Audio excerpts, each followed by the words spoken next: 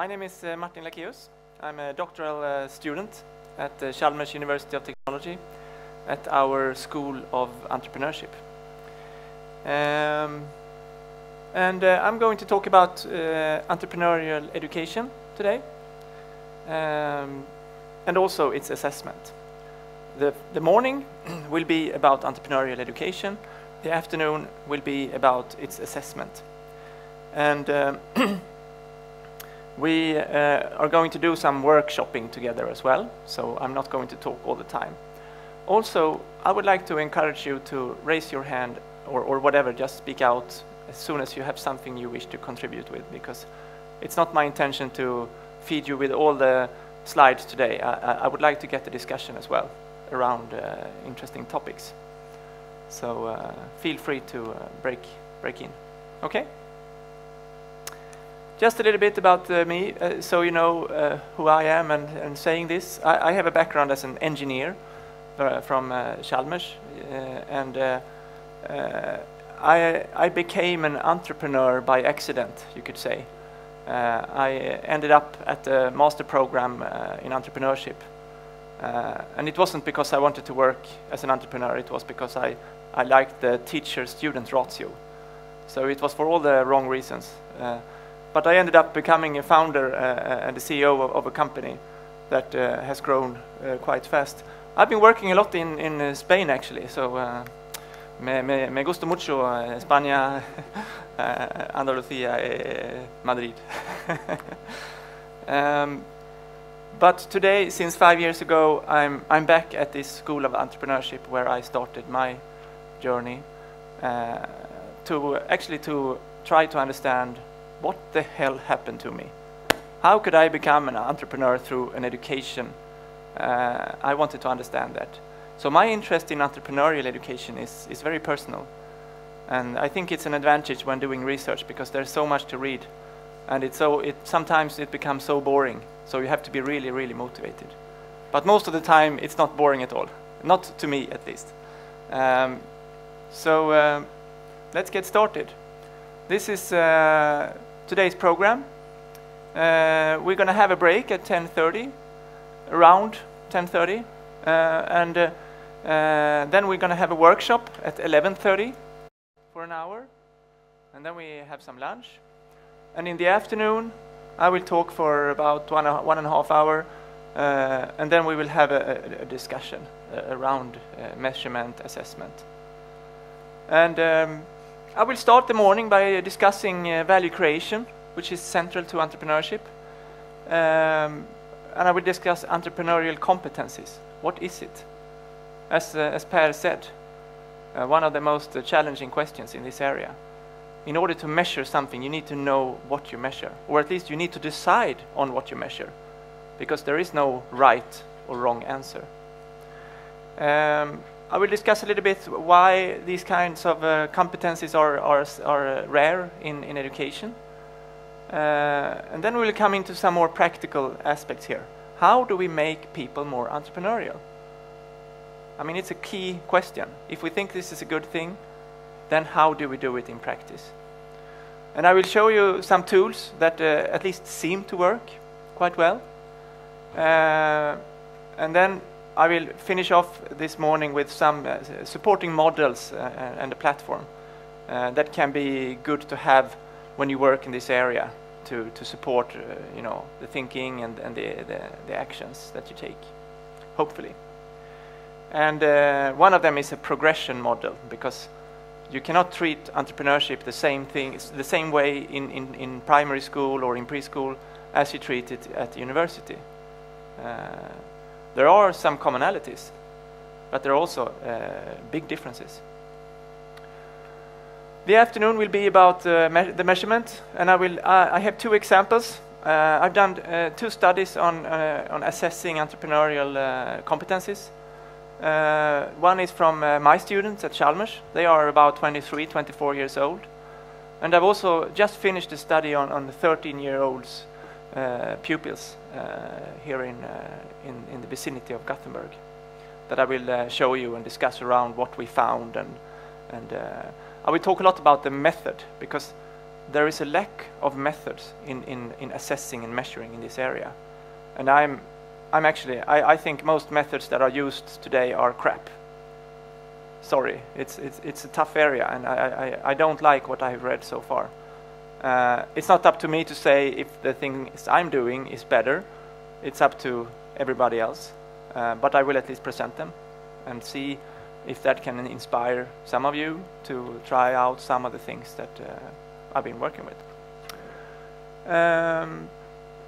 I will come into a mobile app that I've been using in my research, and I will show how it works a little bit, and we can discuss around that a little bit. Okay? Is that a good... You want to stay? Now you have the chance to leave if you just think, oh, this wasn't at all what I expected. I will not be offended. Okay, so let's start. 2 kinds of value creation. In society, we strive to have balance. And one of the things we want to balance is when it comes to value creation. And there are people that say that productivity in our society is maximized if we can balance between routine value creation and explorative value creation. And routine value creation is how we've always done. We create value all the time, every day, most of us. And it doesn't have to be new ways of working or innovative stuff. It's value creation nevertheless. And the way we optimize this is by working with the processes, doing different kinds of efficiency projects. And this kind of competence is called operational competencies. And then we have the other side here, which is often called innovation, new offerings, continuous learning, and method development. That is sometimes called entrepreneurial competencies. And how do you think we have managed to do this in our society? What do you think? No? Why not? Sorry? In preschool? Yeah? Then something happens. Yeah. And then that something continues all the way until we die.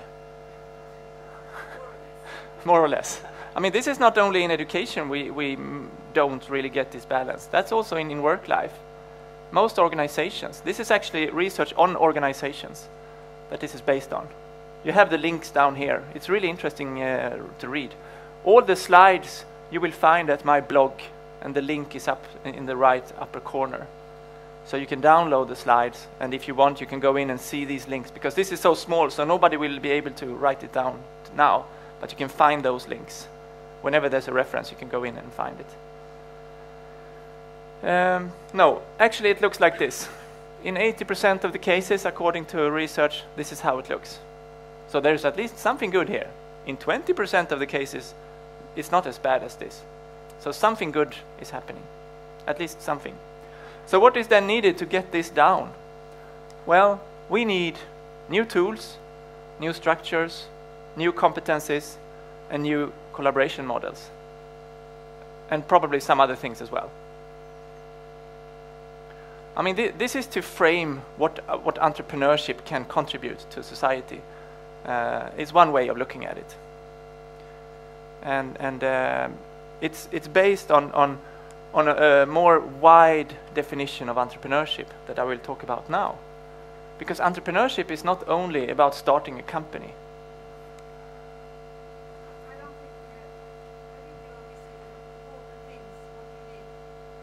Okay, let's say some more things then.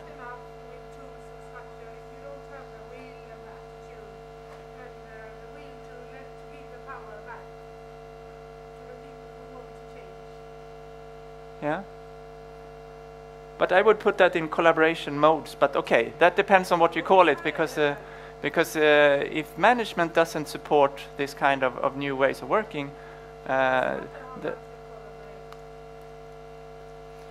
okay, so what should I add? What should we add here?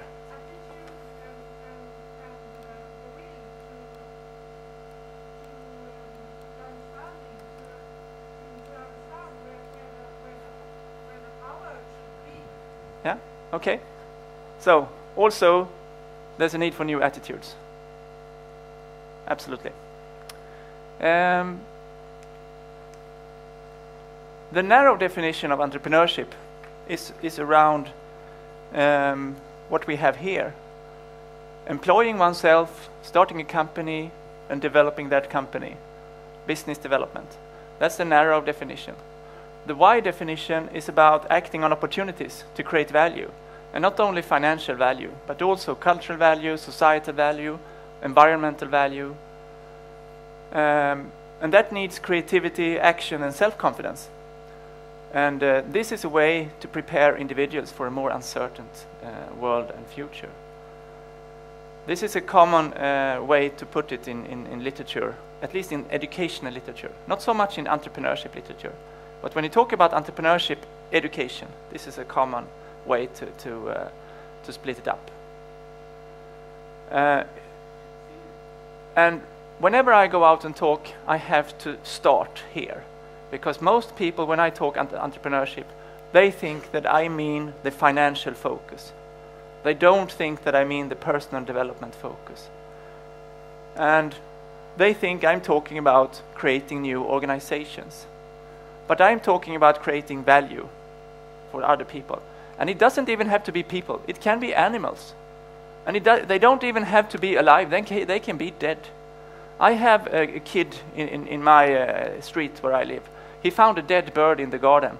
And he gave this bird a worthy funeral. That was also value creation. And I don't think that bird had a company. You know? He didn't invoice that bird. So you don't have to work with, financial structures and money in order to create value to others. Okay? So what are the entrepreneurial competencies? Well, a common way to split competencies up is into knowledge, skills, and attitudes. When it comes to knowledge, it could be mental models, it could be declarative knowledge, facts, this is how it is. When it comes to skill, it could be marketing, strategy, resource acquisition, identifying opportunities, learning skills, and interpersonal skills. And these skills here, they also work with a wide definition. I'm not starting a company right now, but I'm still marketing my ideas that I have developed throughout a couple of years here. So I'm doing it in order to try to create some kind of value. You see my point?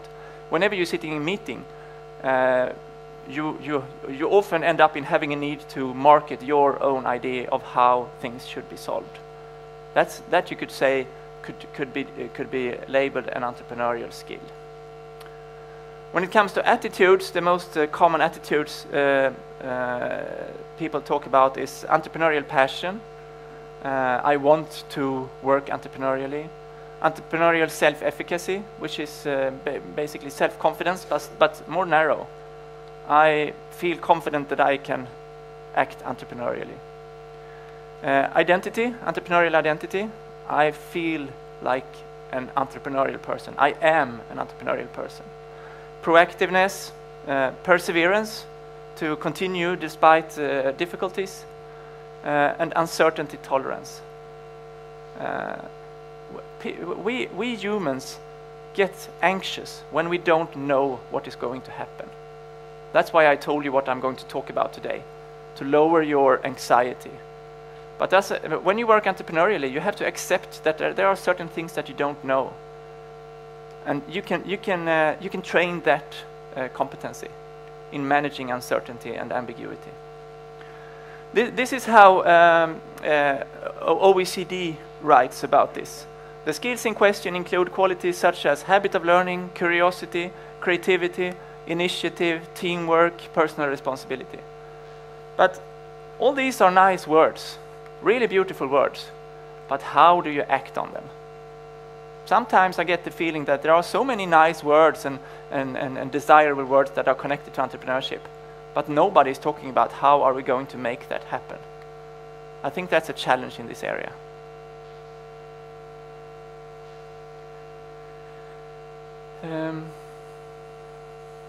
Comments? Thoughts? Is this all, you already knew this, or is this slightly new or completely surprise to you?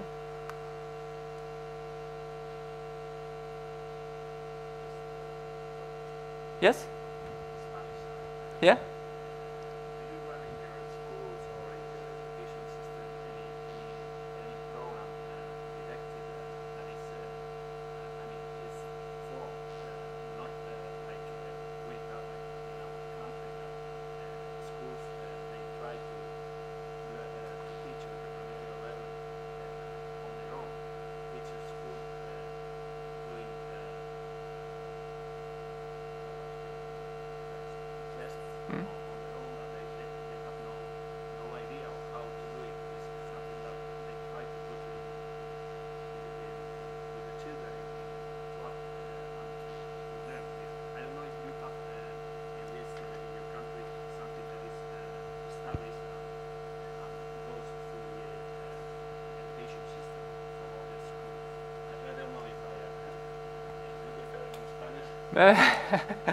Maybe if we look at the next picture, because that's how it looks in the Swedish school today, more or less, or in many schools. That we start with a wide definition, and then it becomes more and more narrow.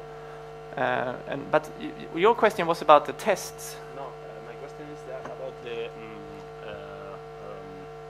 if you have any program that goes through all the ages of the student, and you work specifically these attitudes, values, or whatever you call it. I would say no.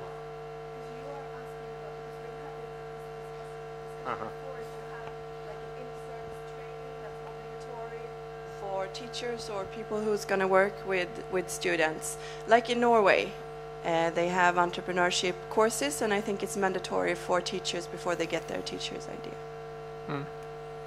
Yeah, I mean, this area is in a very, very early stage. People are experimenting. Very few people know how to do it, and you have some anecdotal islands of things that seem to work. That is what I would say. So it's a challenging thing to work with for everybody. Yeah. Hmm? Okay, so this is a way to try to visualize what it looks like with entrepreneurship in the educational system. In the early years, you work with you often find a pretty wide definition. It's practice oriented. It's educating through entrepreneurship instead of about entrepreneurship. The purpose is to make people more entrepreneurial, not to make them entrepreneurs. And then when you progress up here through secondary school, higher education, and when you end up where I am at the university, it's the most narrow definition being used. How to become an entrepreneur. How do entrepreneurs work? How do you start a company? And then it gets a bit wider here, and when you're up in work life, it's like quite wide again when it comes to, for example, growth programs for business owners. So this is a simplification, but it's a way to see how it looks if you generalize in the educational system. And on the left side, it's called enterprise education, at least in the United Kingdom. And on the right side, it's called entrepreneurship education. That's why I use the term entrepreneurial education, because that takes both of those ends into it. In Sweden, we call it entrepreneurial learning, but in other countries, entrepreneurial learning is how entrepreneurs learn. So I prefer not to use that term because it could be confusing. Much of the research on entrepreneurial learning is following entrepreneurs as they are building their companies and trying to understand how they learn in that process. You could call it entrepreneurial learning in education, and sometimes some people call it enterprise and entrepreneurship education. But those are pretty long terms, and then you lose some people on the way. Okay. So why is this not so common in education? Well, this area of education has problems with here I'm a bit dramatic. I call it the battle of education, but it's actually something that this kind of words is used also by researchers. On the left side, we have the traditional test-focused direct instruction. In Swedish, that's katederundervisning. On the right side, we have real-life-based project work. Some call that in Swedish flumskola. And then, you know, they are battling here. You are wrong. No, you are wrong. No, you should come over to our island. No, your island should be sinking into the sea, and so on. On the left side, you have a theory focus. On the right side, you have a practice focus. The left side is more predictable than the right side. On the left side, it's focused on knowledge acquisition. On the right side, it's focused on value creation. The left side is often accused of being a passive way of teaching or passive way of learning. And the right side, they say that they are active. And here, it's easy to measure. And over here, it's difficult to measure. And who do you think researchers consider being the winner here today, so far? The left, yes. Yeah. Since about 100 years, they have won this battle. But and many in my area, they say that education should go through a paradigm shift from the left side to the right side. But I don't agree. I don't think that ever will happen. And I don't think that this is bad and this is good. I think we need to try to combine the best of traditional and progressive education.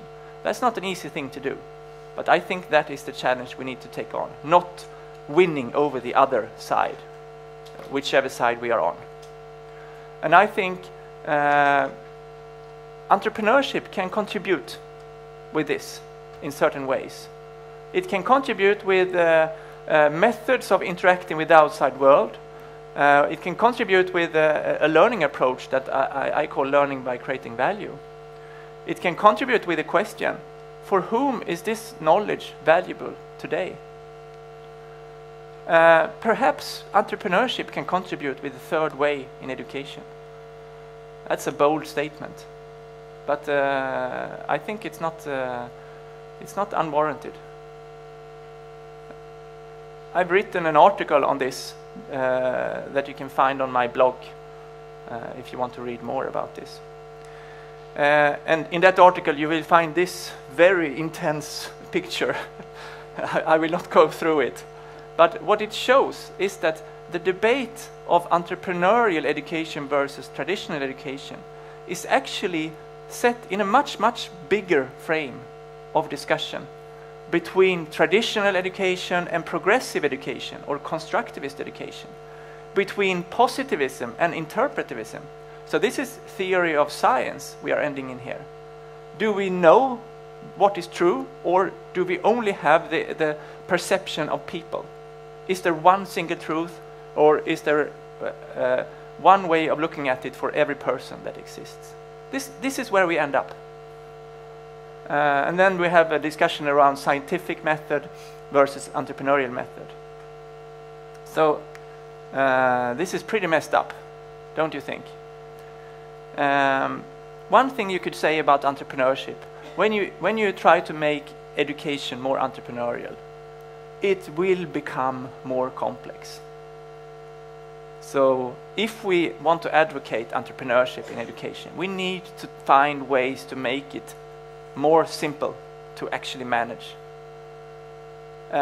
When it becomes social, we need to try to find some way to individualize it so that we can manage this from an educational point of view.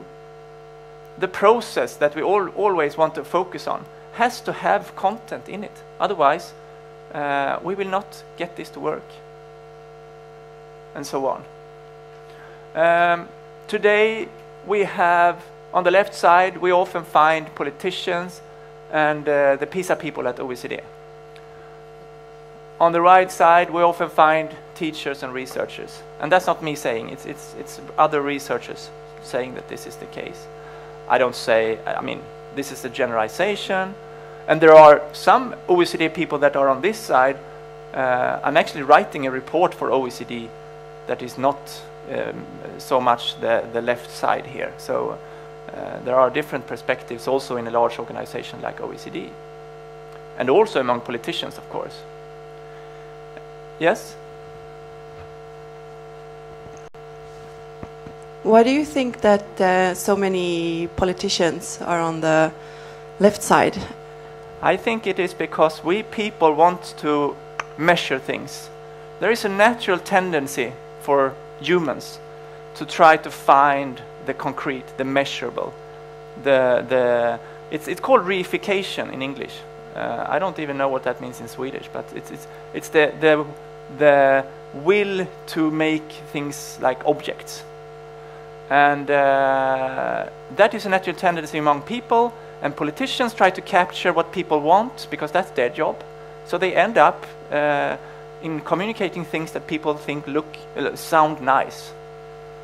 So I think that's one reason. We really want to believe that you can measure everything, so therefore we go for that. What about researchers on the right side? And what about them? Same question. Why are they on the right side? Teachers. What makes them more on the right side? For the audience on the web, the question was, why are teachers on the right side? Researchers, sorry. Why do they tend to be on the right side? Now I'm risking of being very prejudiced. So you have to take my answer with some grain of salt, but maybe it could be because researchers, they look at what teachers do and what happens in the classroom, and there they see other things perhaps than what people see on a higher level. I also would say that researchers are more trained when it comes to philosophy of science. When you do research on social science, you have to have a more constructivist attitude, because otherwise it's not really so easy to get by otherwise. So, but it's a difficult question. I mean, I was surprised myself when I saw this. This is from an article that's not here now. That was talking about this battle. Why did teachers and researchers end up on the losing side? I mean, how can that happen? They don't have the measurability. They don't have the claims. They don't have the evidence, so to speak, that the others have. But maybe also, I mean, you have to make it manageable. And if you manage a large organization, you go for the methods that seem to work. And the politician's job is to get it to at least work in one way or another. So yeah, it's not so easy. Here are some quotes. I mean, there are researchers on the left side too. Slavin is one of them. Yeah, absolutely. This is just a generalization. So on the left side, Slavin writes that a focus on rigorous experiments, evaluating replicable programs and practices, is essential to build confidence in educational research among policymakers and educators. This specific article got many other articles as a response. Here's from one of them. The danger is that we end up valuing what is measured rather than that we engage in measurement of what we value. And that is more or less where we are today. We value what can be measured. And since it's so difficult to measure entrepreneurial competencies, what happens with them? They are devalued. Yeah, the PISA, a couple of weeks ago, there came a letter from 100 educational academics. It was sent to OECD And they were saying the new PISA regime is actually harms our children and impoverishes our classrooms. I don't say that. I mean, I'm just showing you these two sides. I have an opinion, but that's not the point here. You see what I mean? So what do we do about it? That's the topic of this afternoon. My view on this is that if people do what can be measured, we need to find new ways to measure what we believe is important. We cannot just sit there, oh, they are so mean and we don't like it. We have to then try to find ways to measure this that are credible, that can be trusted to some extent. The other side will not do that. So if we believe in entrepreneurial competencies, we are right now on the losing side, and it's up to us to change that.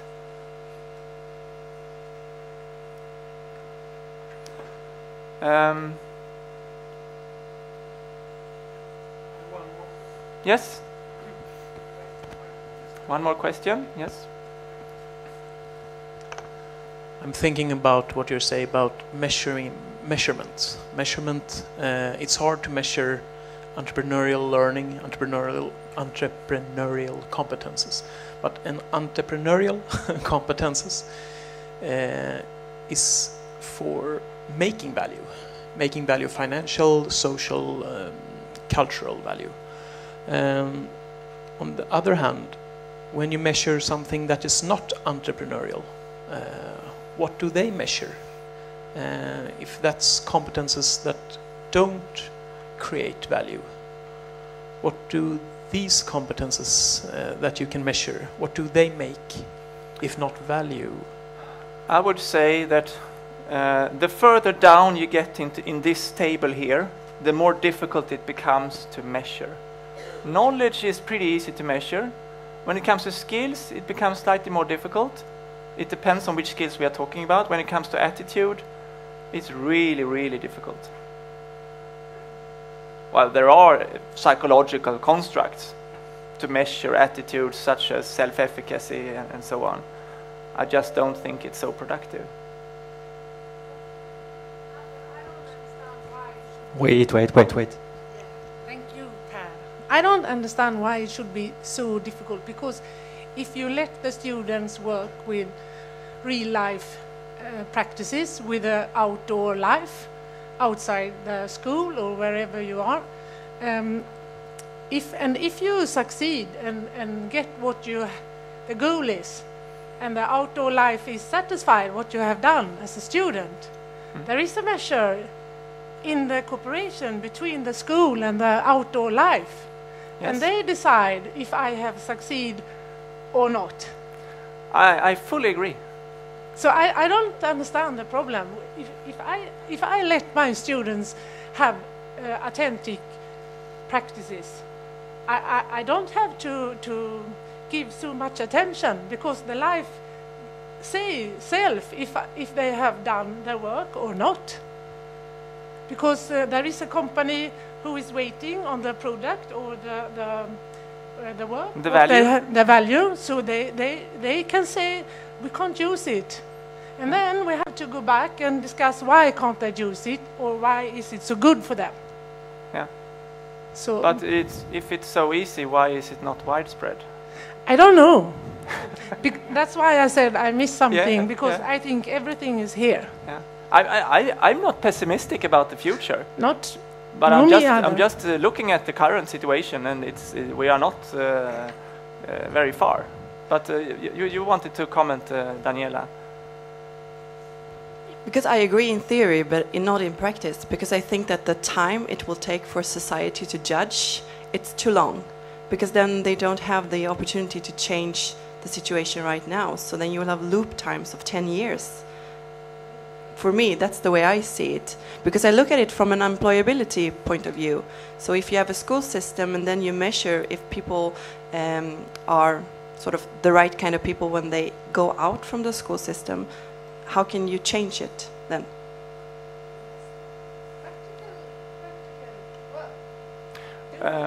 I know what we are being accused of at Chalmers when we do practical work. They call us unacademic. How do I counter such an argument? It's not so easy. I mean, we do, because we still exist, but the School of Entrepreneurship has existed for 17 years. And I would say that 12, 13 of those years have been very, very, under the radar, not showing so many people what we do, because actually this is not really accepted in this kind of system. So what happens many times is that the system kills you. So, yeah. Yeah. This is a tricky question. But shall we go on? Or, yeah? Where were we? How do we make people more entrepreneurial? I would say that there are very few shortcuts. It doesn't work so well just telling people, be creative, be brave, just do it. Read this book and you will be so entrepreneurial. Or listen to this guy or girl talking. I mean, I will not make you more entrepreneurial by talking here. I don't think that will happen. Many say that the only way is to work with learning by doing. And there's a lot written about learning by doing. But there's very much less written about learning by doing what. What should we let the learners do in order to learn? Should they start a real company? Should they solve a problem? Should they write a business plan? Is that good ideas? Yeah. It's better than nothing. I think today, since maybe 5 to 10 years, there are even better ways to do it than this. And also easier. But that has not existed for so long. So I don't want to say that those that let people start a company or write a business plan are doing something wrong. They were doing the best that we had up until about 10 years ago. Because there has come a new toolbox where the focus is on value creation instead of organization creation. They actually postpone the organization creation as much as they can, because otherwise the focus will be on the organization and not on the value. So they are not doing it because of educational reasons. They are doing it because also entrepreneurs need to focus more on the value they create than on the organization they create. But that is good for education, because we can use these tools in education and not bringing in the organization creation aspect too early, because it makes it so much more complex. You need to register a company, you need to do bookkeeping, you need to do a lot of different things that makes it more complicated to create value. And if you just create value once, you don't have to do anything around organization creation. You don't even have to talk about it. You can hide it. At Chalmers we have created a platform that's built on this together with a Swedish foundation called Drivhuset. I will show you a little bit about that later if there's time for it. It's centered around these modern tools, and they are called Business Model Canvas, NABC, Spin, Effectuation, etc. There's a lot of business words here.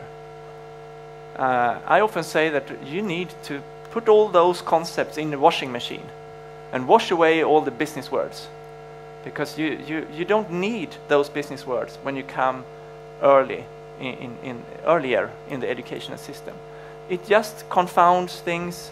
People get the wrong idea about what this is, because this is value creation. This is not organization creation. It can turn into business, and if it does, nobody will be unhappy. At least not so many will be unhappy. Some will be, but let's be honest. So why is it so? Why is learning by doing working when so little else is working in making people more entrepreneurial? My explanation that I've come up with in my research is actually that it's the emotional events that do the trick. When we arrange activities that trigger emotional events, that leads to development of entrepreneurial competencies. We can do things as we can ask our students, pupils, to create things, to create value, to create a venture, or to create a sustainable venture that actually will continue after the end of the education. That in turn leads to emotional events. When they start working in teams, which is pretty emotional, they start interacting with the outside world. They realize that they need to work with leadership. They encounter competency gaps that they need to overcome. They have to present to others what they are doing, and so on. They realize that there are individual differences between people. They don't share, everybody doesn't share the same view on things. All of these things trigger emotions, a lot of emotions. Some emotions positive, some emotions negative. And that is a key trigger to developing entrepreneurial competencies. Yes? And in my dissertation, which is also on the blog, so if you really want to read more and more about this, there is a lot to read about it. Then you get these entrepreneurial competencies that I was talking about before. Increased self-efficacy, formation of entrepreneurial identity, increased entrepreneurial passion, increased perseverance. This is what my research has been about. I was inspired by the field of entrepreneurial learning, and then I mean the UK meaning of that. There was a researcher called Jason Cope who did groundbreaking work on entrepreneurial learning. This is what he came up with, an idea that it's the emotional events that trigger entrepreneurial competence development. But he was not in the educational domain. So I took these ideas and brought them into education, and that is what my research has become. So I thank Jason Cope for his groundbreaking work. And I mourn his death. He's not alive anymore. Because that's one of the good things with this work as a researcher. You get to meet the people that actually do the kind of stuff. It's you get really starstruck when you meet a researcher that has written a lot that you have read. You've only seen the name hundreds of times, and then you suddenly meet him. So I would have wanted to meet Jason Cope. This is actually in the afternoon. We will talk about assessment, and this is very difficult to assess. But this column here, the mid column, is much easier to assess. That's exactly what you said before. We can assess the degree of interaction with the outside world. We can assess the presenting in front of others. We can assess the teamwork environment. There are ways to assess the middle part here. So I call that as a proxy for entrepreneurial competencies, which means that if we cannot measure this, we try to measure that instead. But then we have to establish these links very thoroughly. These links here are empirically observed. That is a key. I mean, this is very early work. There's almost no work linking this. I'm the first one to do it in this way, at least. And there needs to be more research of that kind if we will be able to trust this. So when the politicians or the administrators say that when the system comes to kill you, you can drag up some research saying that, but this is not incorrect to measure this, because this leads to entrepreneurial competencies. In the future, maybe that could be a way to survive when the system comes to kill you. Hopefully. Okay, but what about emotions? When I presented this to someone a couple of months ago, he said, Martin, you have to explain that thing about emotions because people don't understand it. What do emotions have with this to do? Is it really relevant? Yeah, I mean, I'm convinced. But it needs an explanation for some people, and it's understandable. Our society has a cognitive bias. Whether we like it or not, emotions we don't talk about. We talk about rationality, facts, and to some extent we talk about actions, but emotions we don't talk about, and we certainly don't measure it. But learning, according to Peter Jarvis, is when the whole person, consisting of body and mind, experiences a social situation where you have cognitive, emotive, and practical aspects involved. Thoughts, actions, and emotions. These are the three main components of the human mind. Thoughts, actions, and emotions. So it's like a three-legged chair. But mostly we only talk about the thought leg, the cognition.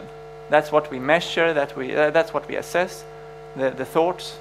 We don't measure actions, we don't measure emotions. That's a problem. But also an opportunity, because since nobody or very few are measuring actions and emotions, that could be a way forward. There are some researchers who have observed the importance of emotions in education. Bocart writes that emotions have diagnostic value for the teacher because they reveal the learner's underlying cognitions, commitments, and concerns. So following emotions can have a diagnostic value for teachers. I think that's a good way to put it. Hargreaves writes that without attention to emotions, educational reform efforts may ignore and even damage some of the most fundamental aspects of what teachers do. That's pretty harsh words. And I think that happens every day around the world. So more people should read Hargreaves. I once sent an article by Hargreaves to a politician. I didn't get a reply. Yet. And there are more. I mean, from the neuroscience, there is coming increasing evidence of the importance of emotions for people, for us humans. Both the early and late acquired prefrontal damaged patients show that knowledge and reasoning divorced from emotional implications and learning lack meaning and motivation and are of little use in the real world. So we cannot live without the emotions. So how can we teach without them?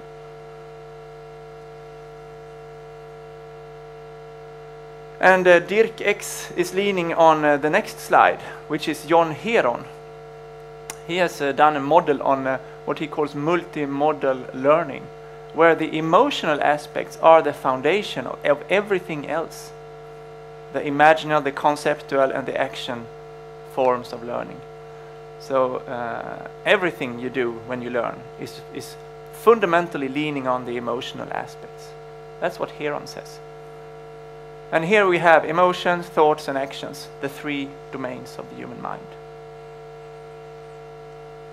This is good to remember when we talk education, I think. So how does then learning by doing work?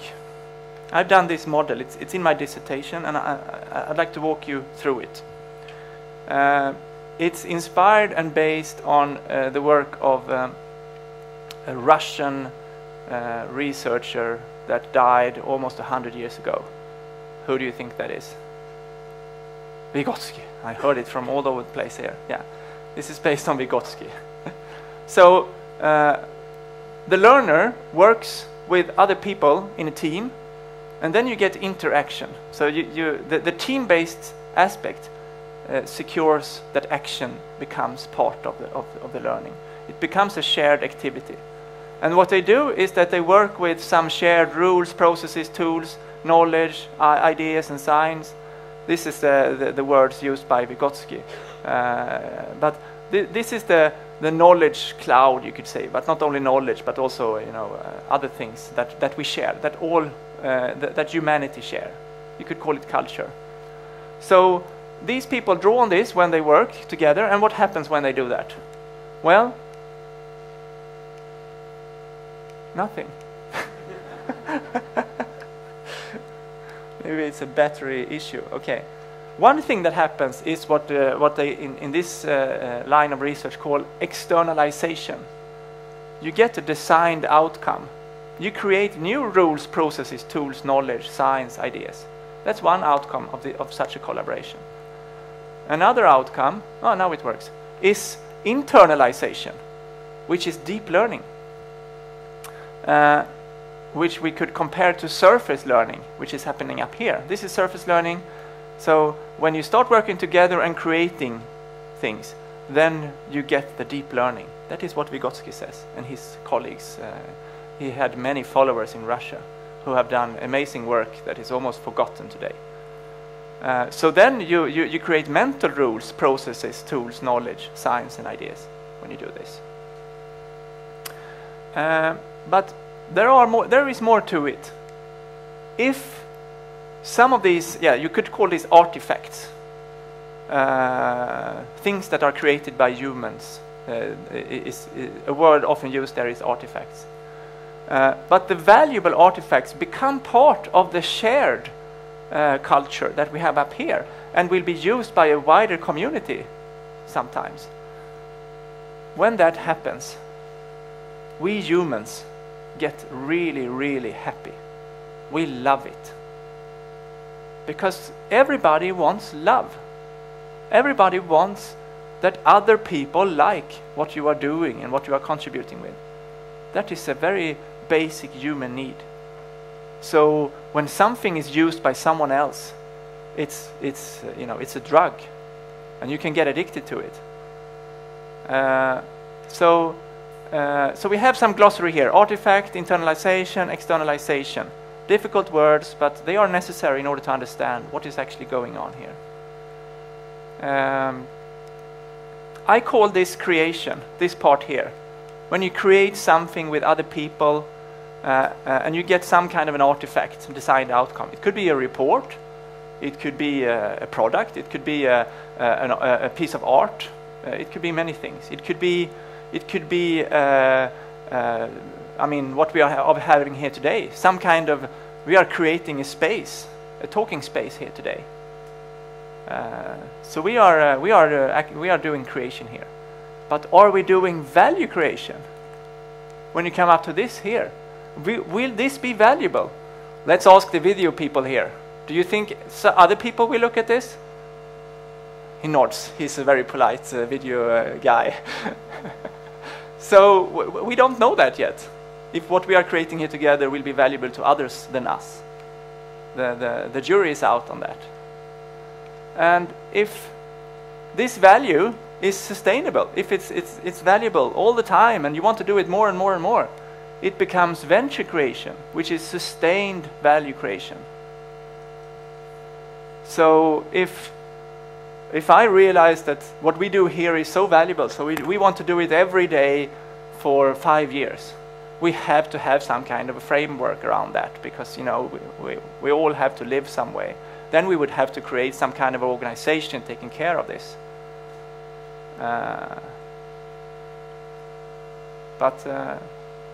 This is the first time we meet, so we'll see if we have an organization in 5 years. Maybe not.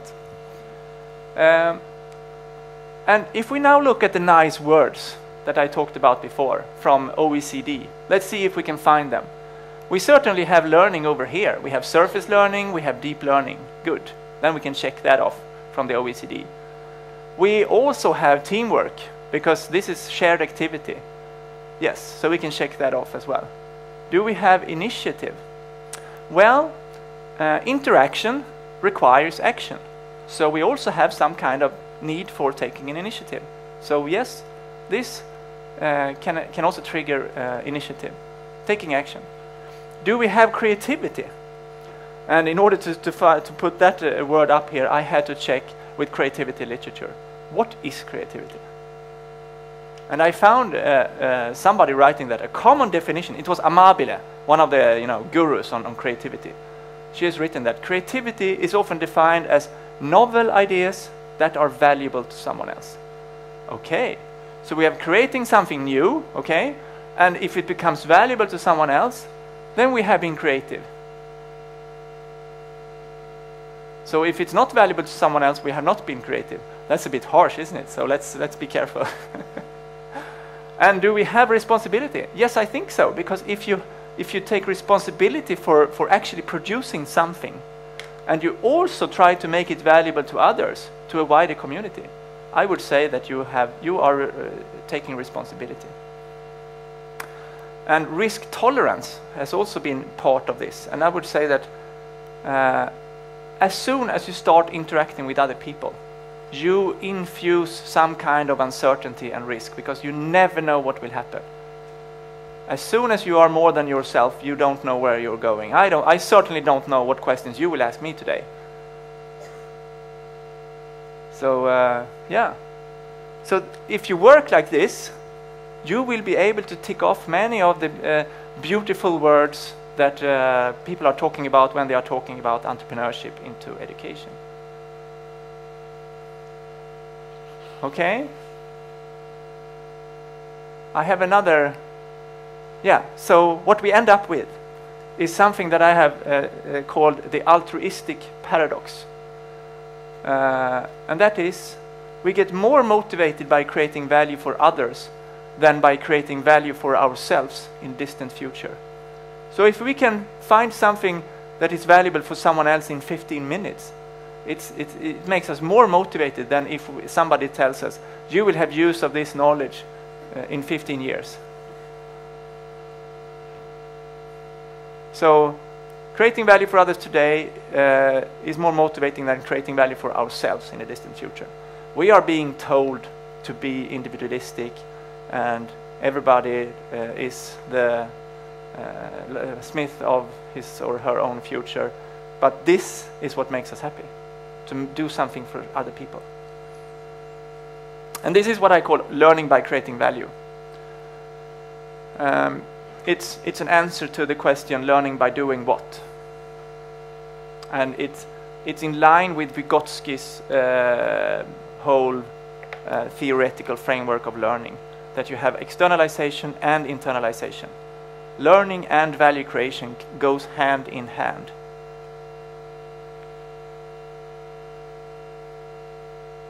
Certainly Vygotsky didn't see that coming, I guess. Or perhaps he did. He's written so much. So he probably has written something about entrepreneurship too, somewhere.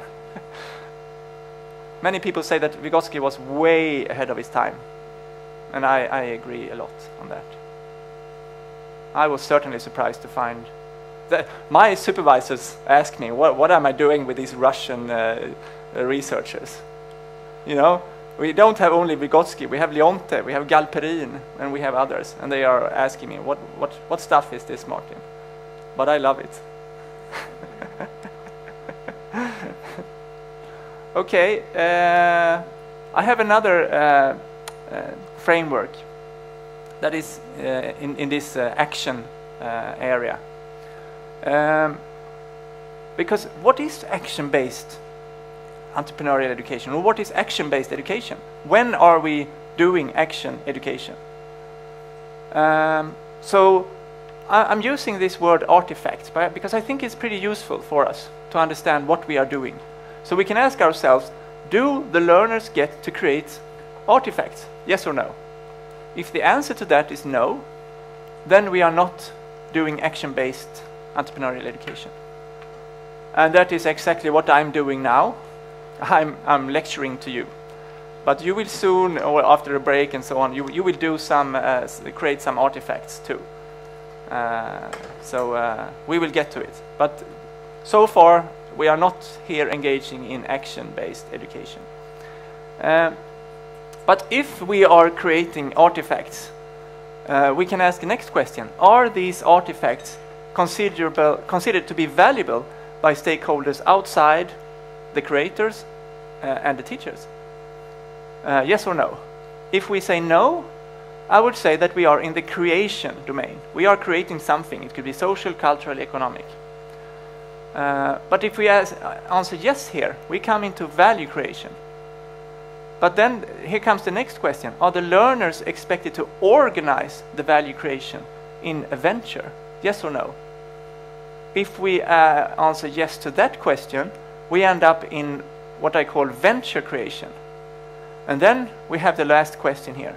Is it the aim to keep this venture going after the end of the education, if it can be sustained? If you answer yes to that, you have sustainable venture creation. And that is the educational, that is the kind of education that we have at Chalmers, and that was the one that I went through. I started a company through that education, and I can tell you, it's so complex. It's so complicated to have that education sustained every year. And it's so expensive. I don't recommend it. To be clear, okay? For so many people. You need a lot of money, you need a lot of top management support, and you can only do it for a small amount of people. So it's not an approach that works throughout education.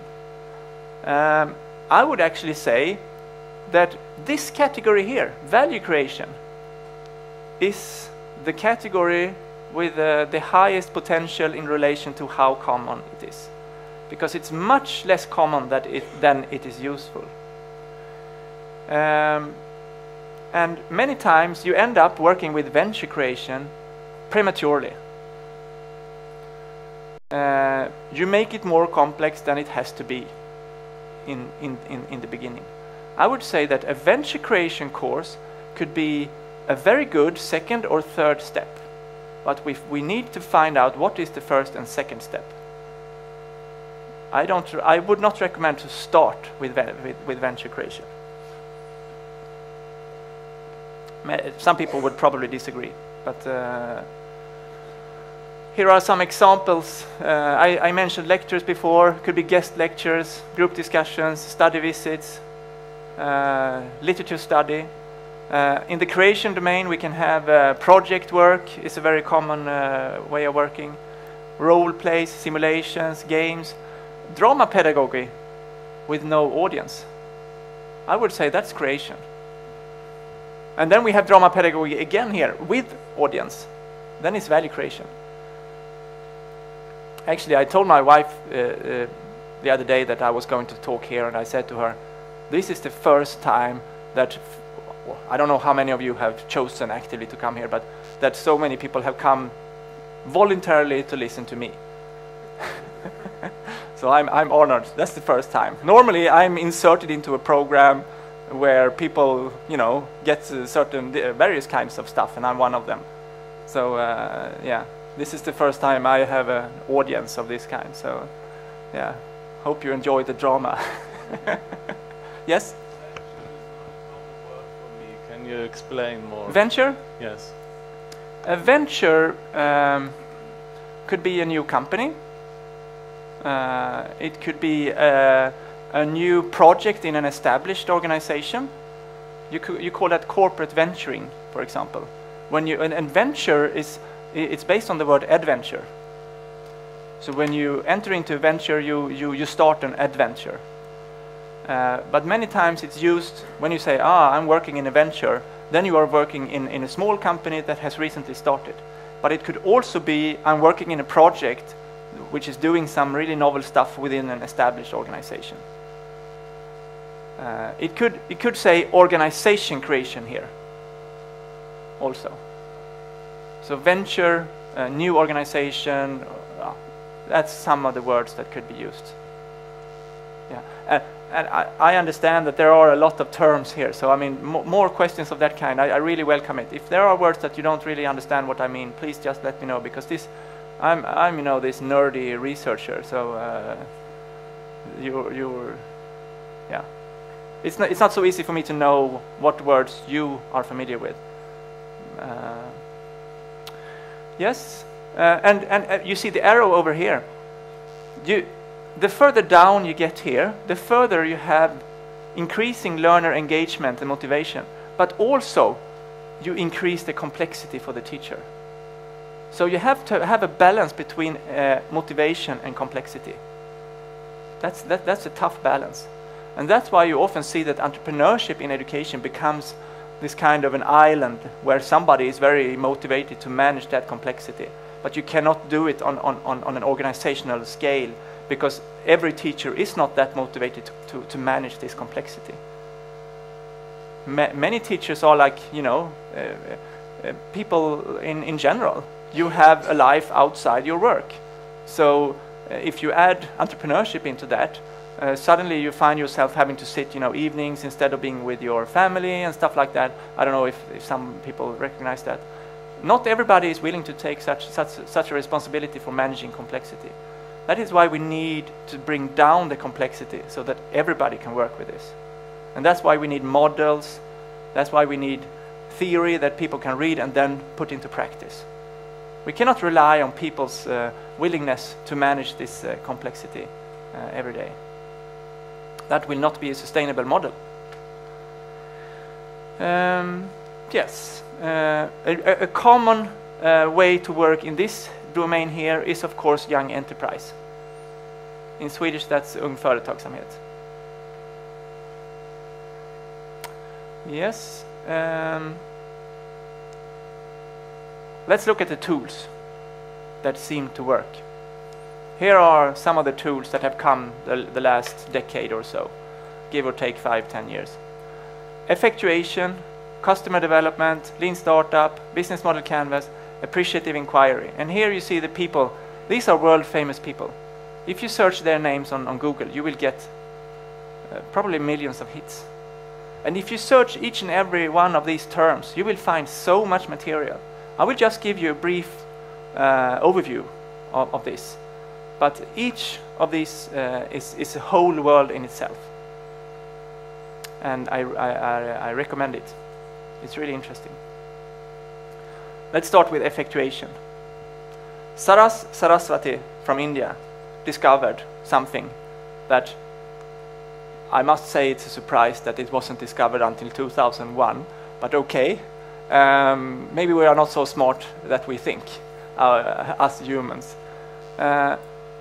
Most people thought that expert entrepreneurs put up a very clear goal, and then they went to find the means they needed to reach that goal. That's how people thought entrepreneurs did.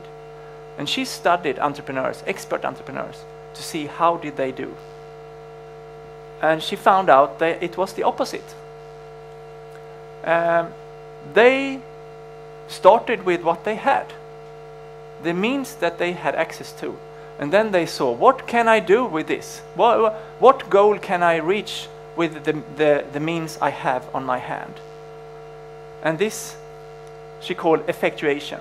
What could be the effect of my resources?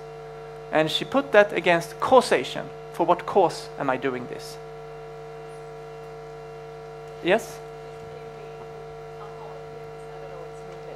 Because I always thought that I would like to do something, that I had these means inside of me, and I want to reach something, and I had difficulties finding my goal. But now I understand what I am doing in my life and what I'm thinking about.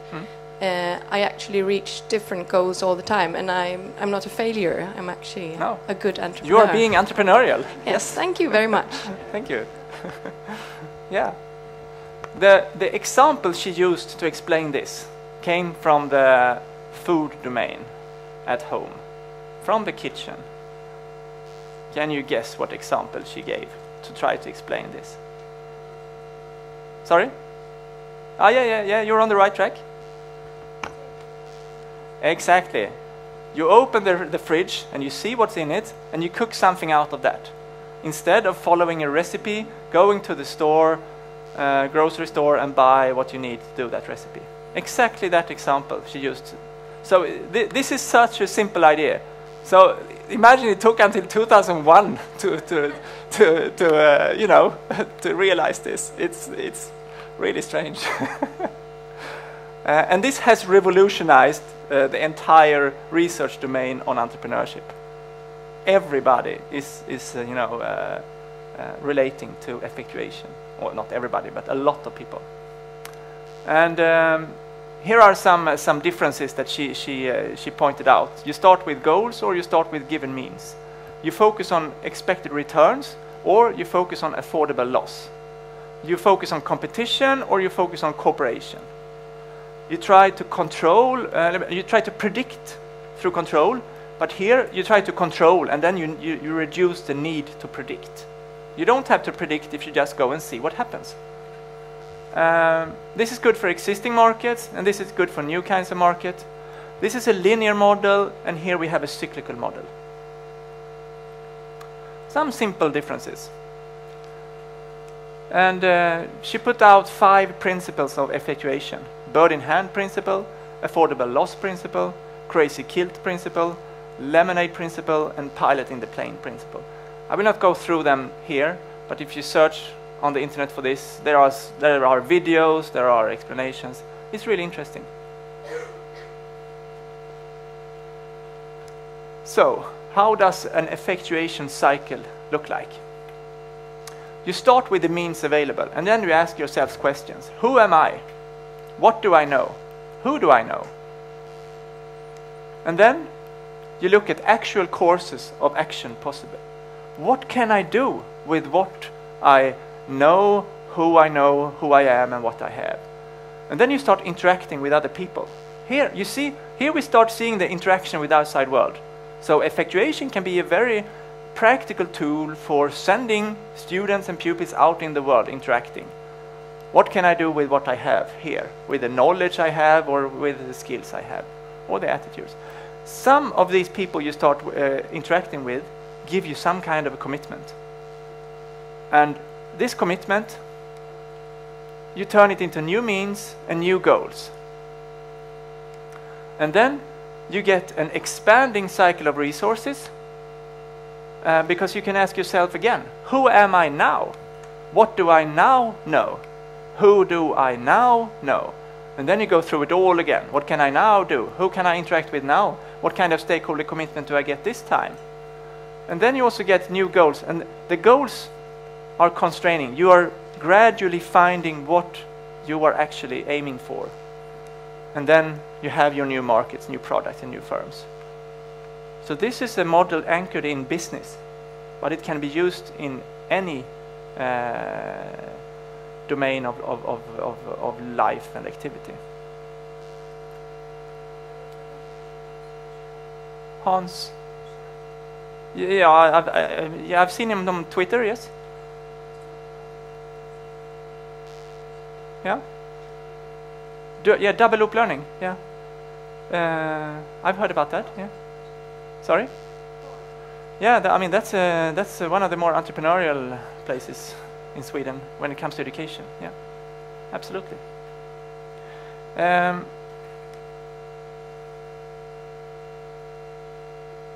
Customer development, lean startup are 2 other concepts that have spread around the world in no time. And they are based on a different way of thinking. Instead of thinking about product development, where you make a concept, you make a plan, you develop the product, you have a testing, and then you launch it to the first customer over here. As the last step, you start interacting with the customer. Instead, they say, let's discover the customer first and validate if we are doing something that they value. And then we create the customer, and then the last step is to build a company around it. You see the difference? You start with the value creation, and you end up with the organization creation. And they say there are no facts inside the building. You need to get out of the building. That is what they are preaching. So you can use that in education as well. But maybe you shouldn't say there are no facts here. But, you know, you can at least say get out of the building, because there are so much interesting stuff going on outside the building. There are some good things here as well in the building, but, you know, let's go outside as well. Business model canvas is it's a checklist, you know. Imagine that a checklist becomes like a virus spreading all over the world. What does that say about us people? But okay, this checklist is about what needs to be in place in order for value to transfer. you need some kind of a value proposition. What does the package look like? What is it we are proposing? What kind of value are we offering to someone else?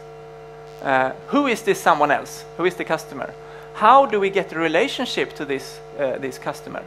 Through what channels do we reach this recipient of the value created? And what revenue does that result in?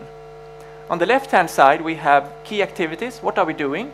Who are our partners?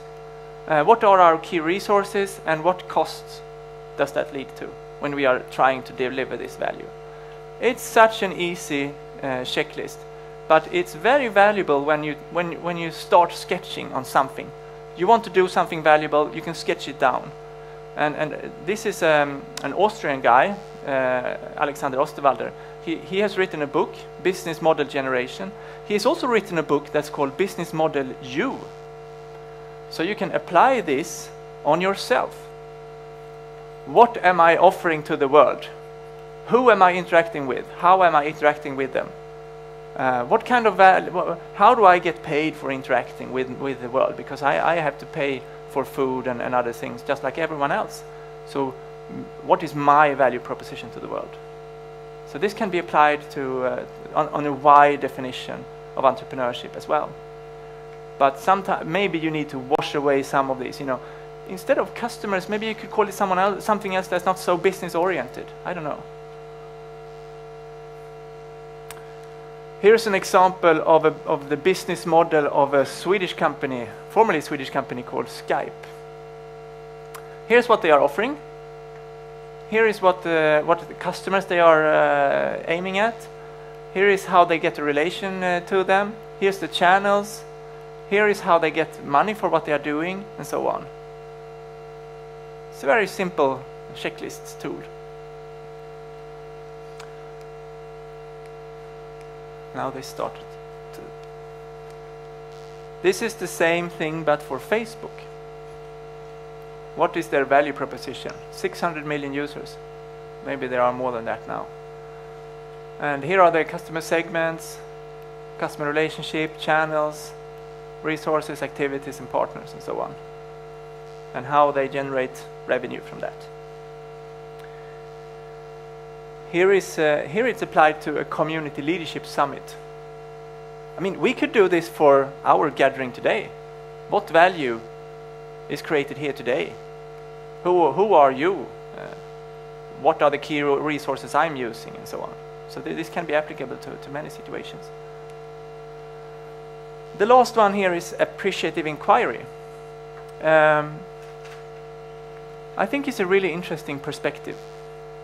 And it's certainly related to entrepreneurial things, because it's a strength-based view. The basic assumption is that in every organization there are things that work well, and let's find our strengths and expand them instead of focusing what doesn't work well. The usual way to work is let's fix what's wrong and let the strengths take care of themselves. That's the usual way that we people, humans, work. We normally focus on what's not working. We get all kinds of warning lights and we have to focus on this because something is not working here. So this way of thinking is counterintuitive, and it's called appreciative inquiry. We want to appreciate when we inquire about things, how they are. It can be used for learning from previous experiences. It can be used in involvement of an entire organization when you change something. It can be used to motivate people. This is a feel-good method, I would say. I've done many workshops using this format, and everybody is so happy afterwards. It's amazing. It's like a pill that everybody can take, but almost nobody takes it. And why is that? Because we get so happy and creative when we focus on what is actually working well. Just asking a question. The first question you ask is, when in the past have we done something really good? And then they start talking about that, and then we say, okay, how can we get more of that in the future? So you start inquiring in the past, and you try to turn that into a better future. It's amazing. And it's simple, and it can be applied in education as well. The there are some books here that are a good starting point. I have a little comic here. This is the opposite. Here's the project manager. I'd like to kick off the project by assigning blame for its eventual failure. Shouldn't we do that after the project is over? I see no reason to wait. Yeah. Maybe that doesn't happen really often, but sometimes you feel that there is already a search for what will go wrong in early stages. Okay. Now we are 10:25. Should we take a model now? Or no, let's take some discussion instead, and then I take the models after the break. So, reflections, thoughts, ideas, questions?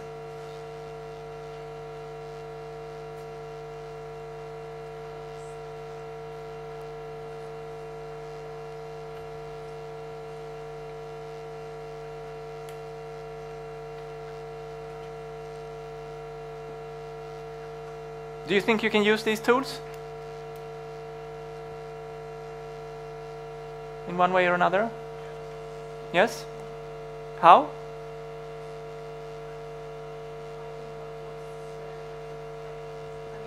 What does the children find meaningful, and what would they like to go deeper into, and what would they like to present to other persons? And I think what I've been writing down is that I need to find what groups do I want to focus on for my class, to who can they exchange knowledge with, and who can they turn to. So that's what's going on in my head. And I'm also thinking about I have kids in my class that don't really have anything that they know that they like, and how can I find the ways into them so that they can find out what they want to learn more about, or what's interesting to them. Good.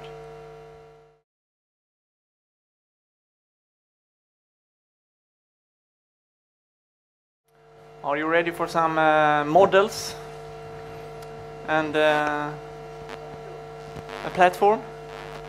And I'm going to talk for another half hour, and then we are going to do a workshop together. So let's continue. And I added a picture here as well, based on the discussion. That will come last.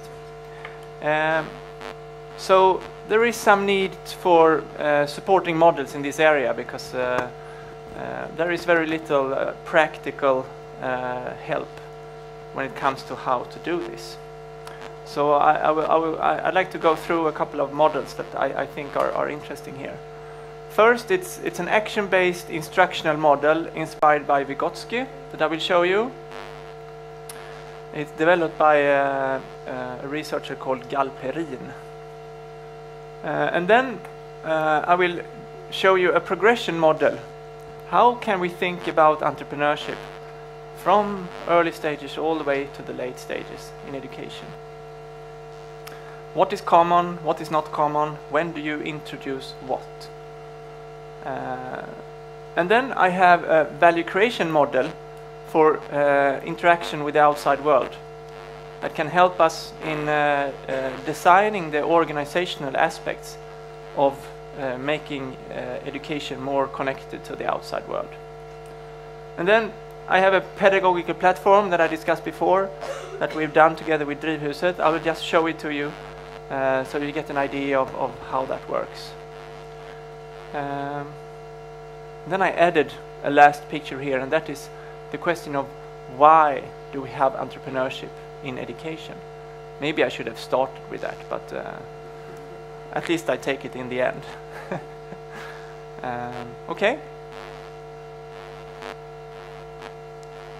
So, that's a lot of text here, but okay. So this is a 6-stage model that is developed by a researcher called Piotr Galperin. And it can be used, I tried to simplify it a little bit down here. It can be used as a template for what you do in what order. when you do learning by doing. So basically what this model says is that first you have step 1 and 2, where you try to describe what will you do, why will you do it, how does it all work, and why do we want to work this way. And what Galperin says is that the Piaget model of building, it with small steps and only in the end tell students or pupils how it all works, that is not a very good model, Galperin says. Young people or any people that are trying to learn something can actually be helped by seeing the big picture. They don't have to understand every single piece of it, but it will help them to have the map. It's like you have a map of the city. That doesn't mean that you learn all the streets, but you have a map. The big picture of everything. So that is he calls it a cheat schema, outlining a complete framework for the actions to be learned. That's the first and second step in this model. The third step is the material stage. Here you start taking action. Here you start learning by doing, in actual practice or through simulation. And then when you've done that, you come to the fourth step, overt speech, they call it. Now it's about talking about what you did, because you learn from that too, telling others what you did. You go out and learn by doing, and then you come back to the classroom and you let the students or the pupils tell each other what they did and what they learned from it. And that is a way of linking action with thought, and that is facilitating the theorizing and generalizing of what they have been doing. So that's step number 4. And I would say that you could do a lot of iteration here between step 3 and 4 to learn by doing and then go back and they tell each other what they have been doing, and then they go out and learn by doing again, and so on. And then you have step 5 and 6, where you have the reflection. And maybe the last step would be to hand in a written report, where you are really reflecting on what you have done, and that might be the last step.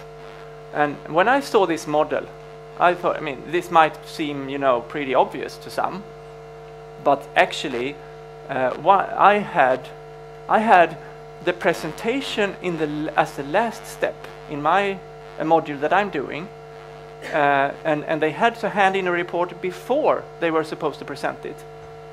And that's backwards, because then they will not be able to include all the reflections that they get from listening to others, what others have done, what others have learned.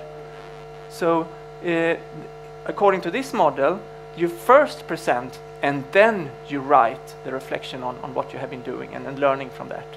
That increases the level of reflection you get from the doing. So I think we can be inspired by Galperin and the other researchers that have gone in the footsteps of Vygotsky. And there's a lot of similarities between what they are saying and doing in their research and what I'm seeing in the domain of entrepreneurship or entrepreneurial education. They never mention the word entrepreneurship in any of their work, but it's really useful for in introducing entrepreneurship. And then the last step here is when this doing is transferred or it ends up with a cognitive tool being kept in mind. And that's a typical Vygotskian way of saying it, that we have cognitive tools that we use with whatever we do. But getting those tools to become internalized requires action. So this is the last step.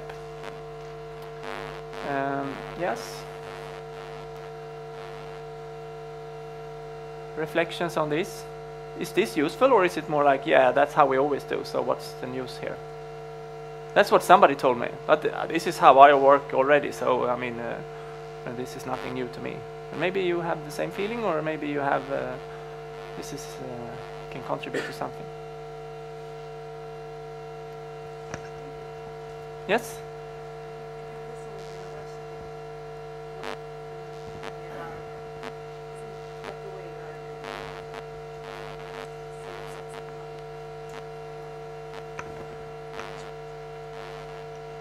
I think this is the way you do it in the university when you are doing the bachelor thesis. Yes. Yeah. So when you've been doing your education for 15 to 17 years, you do it as the last step. Yeah. Isn't that great? But I agree. Yes, yes. I completely agree. I like the way the thesis, the last part of an education, is done, because then you interact with the outside world, and and then you end up writing down what you have learned from it. It's good. What I don't think is good is that it's the last step. I think it should be at least, yeah, every year you should do something like that, or maybe even every month. But I don't know if it's practically feasible. But yeah, so this is done, but we could do more of it. And one way that I have adjusted to this model is to have a theoretical introduction, and then I have a month, or even 3 months, waiting. They get to do a lot of action, and I have done very, very specific instructions on what I expect from them. But they could go and talk to whoever they want and discuss whatever they want, and then they come back and they tell me and the rest of the class what they have been doing and what they have learned from that, and then they get a couple of more weeks to write it up with some kind of a report. And Galperin helped me there. Okay. This is another complex model with a lot of text, so I'll try to walk you through it. This is an attempt to make a progression model. There are some generic fundamentals that are common to all stages. And then there is an early stage, or you could say first step. You have a second step or mid stage, and you have a late stage, last step, you could say, or third step. This could be interpreted as primary, secondary, and higher education by some, but I don't really want to say that is it, because it could look different in different settings, and so I don't want to write that here. So there are some fundamentals over here. When working with entrepreneurship or an entrepreneurial approach to education, I think, and the reason, the research we have been doing at Chalmers points to that we should strive for a team-based approach. We should strive for value creation being part of it. However we do it, there should be a component of value creation in it. It should be connected to outside school or university. We can see that as well. I will show you in the afternoon some of the evidence for that. And we should let learners take action. But it should be theory informed. There are theories about how to take action. They have not been in existence for so long, but they are now here and we can use them. So it should not be whatever action, it should be theory-based action or framework-based action. And then in the early stage, there is an embedded model. So you embed the entrepreneurial aspects into the content that you have in all in other subjects. I don't say all, but in other subjects where it's possible to integrate it. And you integrate it through value creation attempts, where learners get to address societal problems and everyday problems. And it should be child-centered. They should choose which problems they want to address. And you should actually hide theory in this stage, I would say. The teacher has to be well aware and connected with the theory, but the learners at this stage, I don't think they need to know why they are doing effectuation. You don't have to let people in this stage read Sarasvati and other things. It's only the teacher that needs to know this at this stage. Then you get into some kind of a divide. Either you go the separate approach, where it's about preparing for becoming an entrepreneur. That is the minority. Well, that should be the minority of approaches in education. Today I would say it's the majority. in the future, I would like to see that the majority is the embedded version, also in the mid and late stages. In the mid stage, you can act on curriculum knowledge. That's the question I talked about before. For whom is this knowledge valuable today? Here you can start, you can do that in the early stage as well, but here you can definitely integrate the curriculum knowledge. And you can actually create value, not only attempts. Sometimes there will be value. In a higher number of occasions, perhaps there will actually be value created here.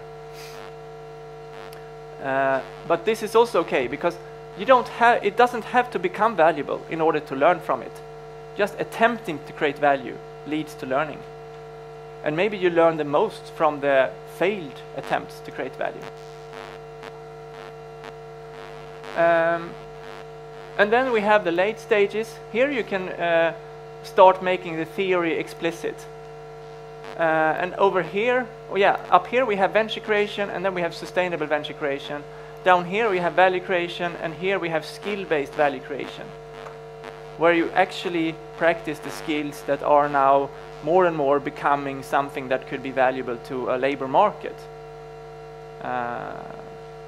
which would be possible to reach in the late stages.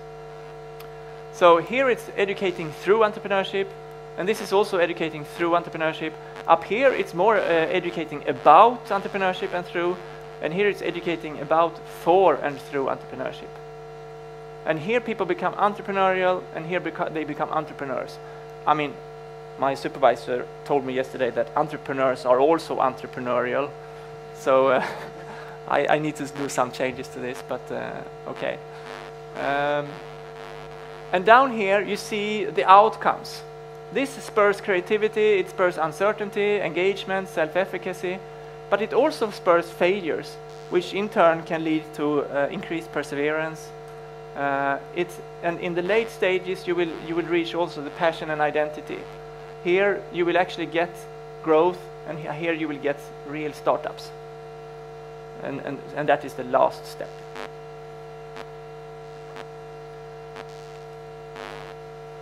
So, and the business language is not added until here. And it's only, you only need to add it for this line of working. Maybe you add some of it here, but that's not the main point.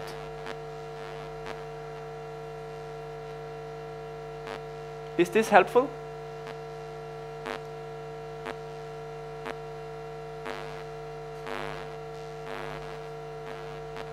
Okay.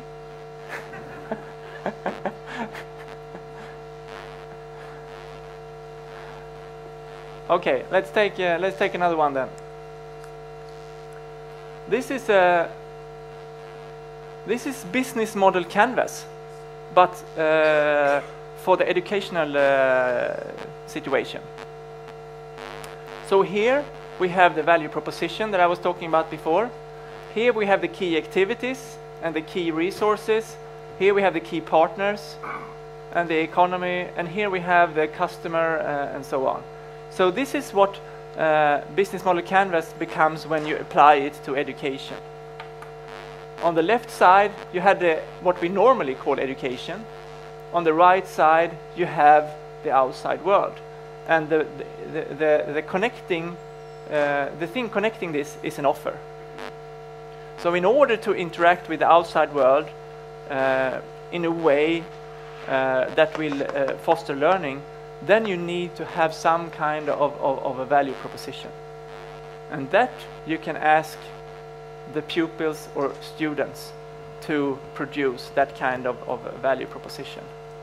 They will be really motivated to try to produce that. When we do this at Chalmers, at our master program, we actually have an organizational form that facilitates this interaction with the outside world. So what we have done is that the teachers, they work on the left side here. We work at Chalmers School of Entrepreneurship. On the right side, we have a fully owned subsidiary of Chalmers, which is called Incubator. It's a company with a CEO with about 4 or 5 employees, managing all the complexity of interaction with the outside world. You could call it innovation logistics. Because when you start interaction with the outside world, there is a lot of complexity added here. And I, as a teacher, would never be able to manage all of those things by myself. My life as a teacher would be very, very difficult. And I would stop interacting with the outside world. I would stop asking my students to interact with the outside world. So what we need is somebody taking care and helping the teachers in facilitating the interaction with the outside world. So this is an organizational way of looking at this. I would say that this kind of organizational structure might not be in place in most places. There is a role that I would say is that comes the most close. And what do you think that is? I only know the Swedish word. I heard it. Somebody said syo. Yes. What's that in English, anyone? Sorry? Study guardians? Yeah. Counseling? Yeah. Yeah. Oh, nice. Yeah, and one. Yeah. Yeah.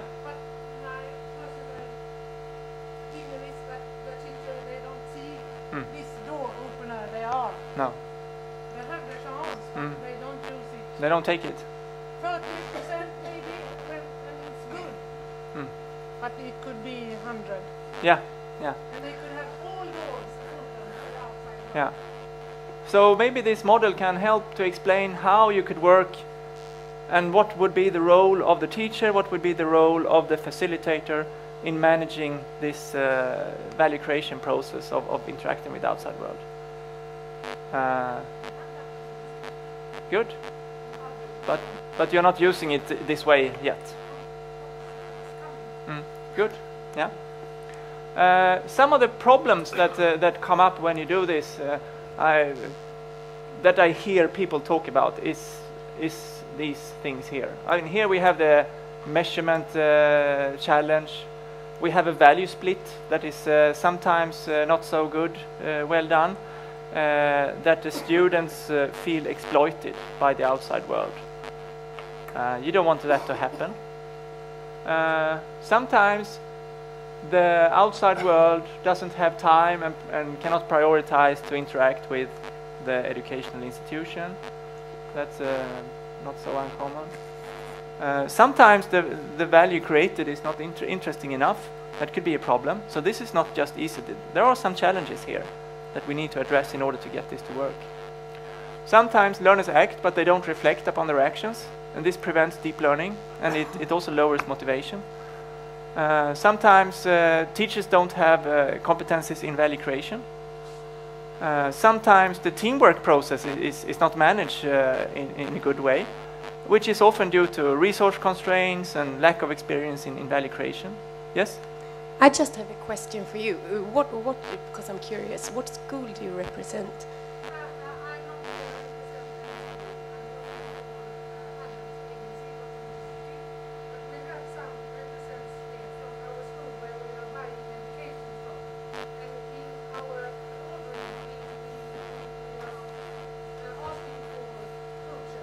They are very important in the developing. But then it's in the adult learning phase. Yeah. So, because you said it's Gothenburg City. But so for the young people or the young children, you don't have in high school, Gothenburg City, they have coaching too. They have.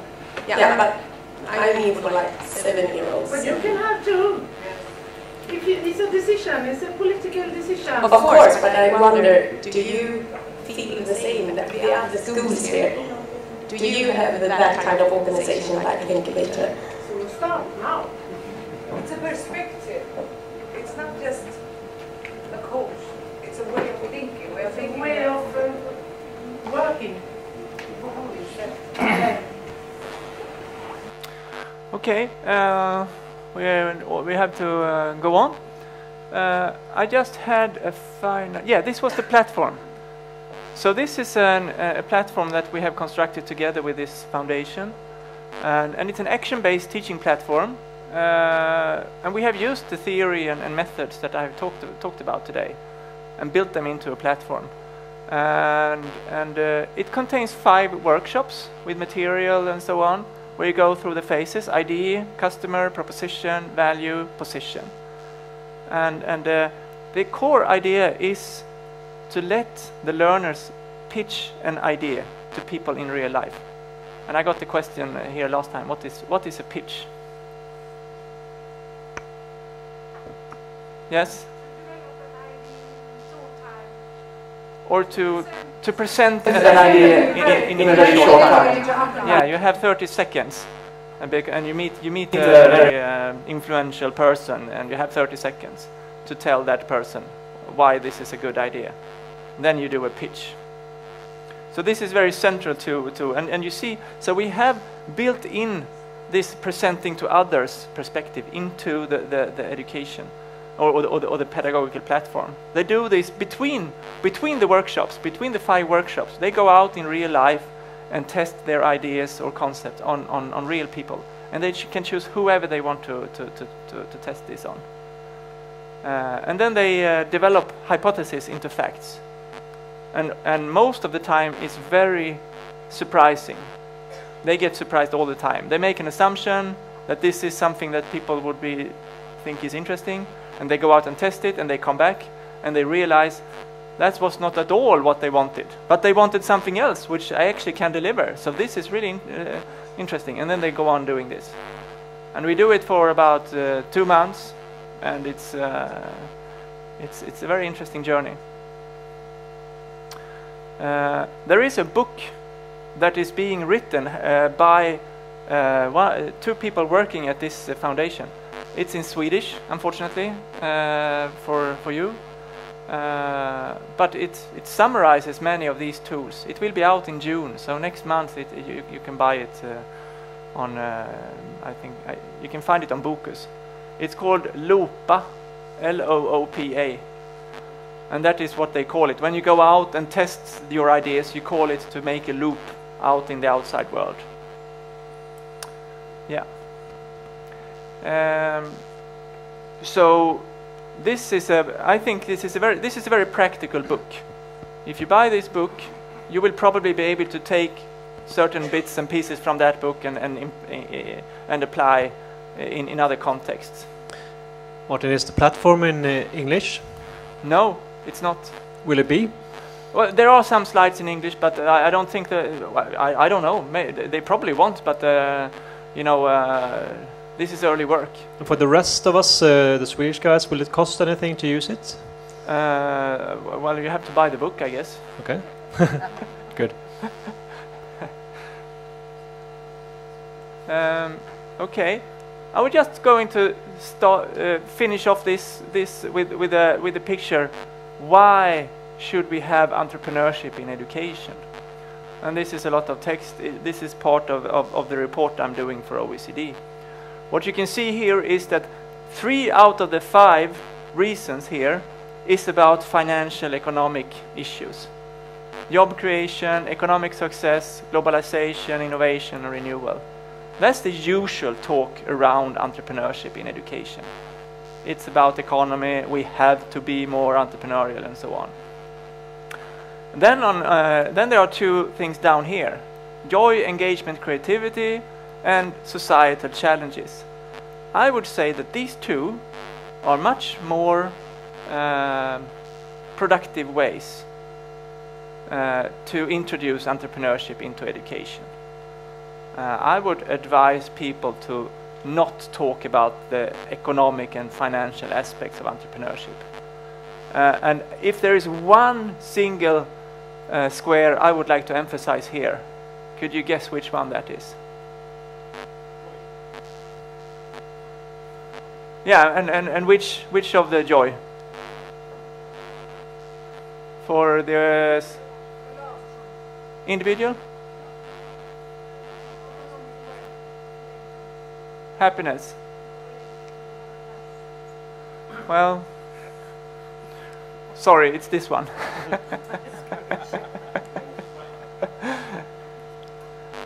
I would say that this is the most interesting effect of introducing entrepreneurship into education. And why do I think that?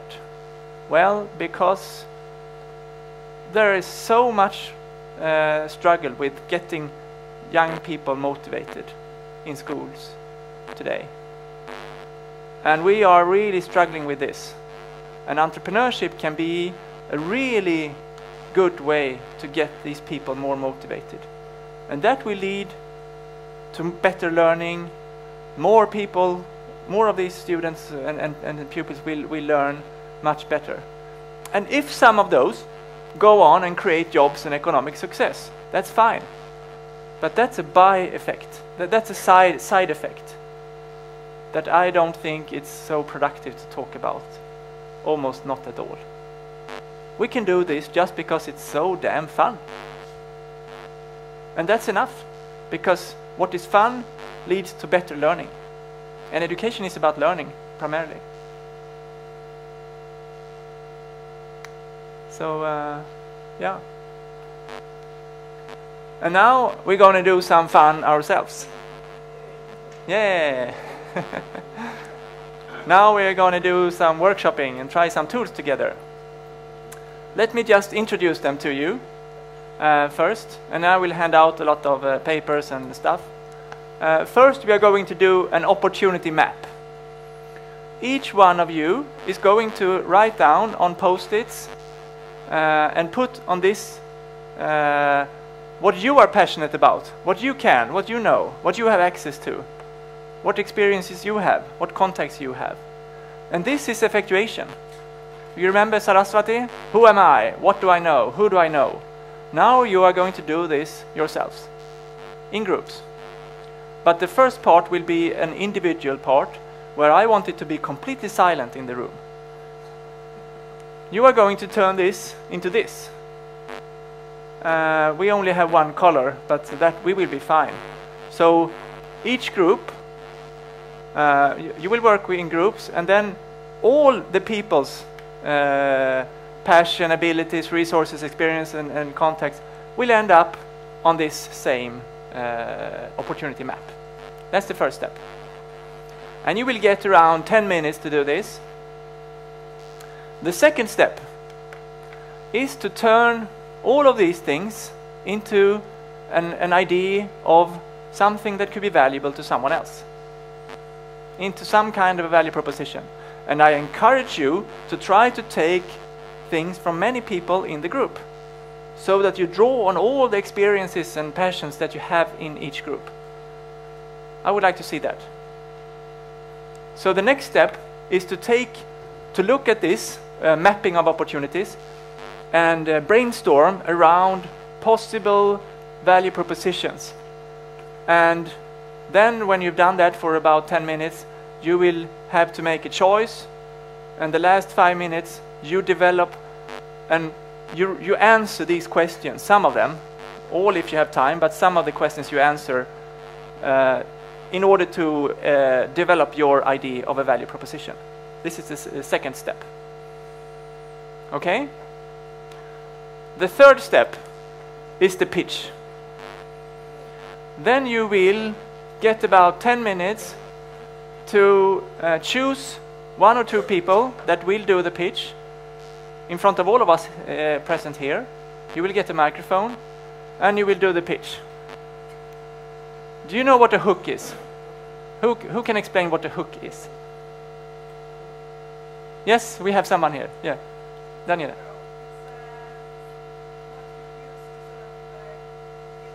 Capture the attention, the interest, yeah.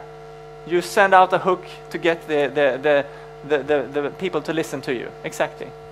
And then you explain the need, you explain your approach, you talk about the benefits of your approach, you talk about the alternative solutions to this problem or need, and then you close, and I want a clear offer, and I want to know what will happen afterwards. What can I do if I think this is interesting?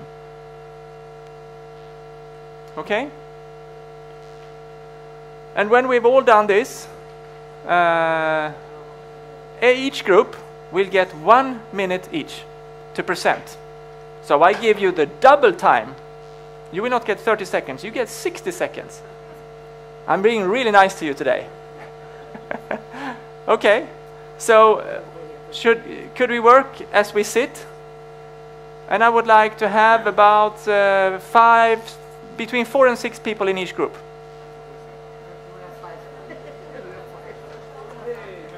Good luck.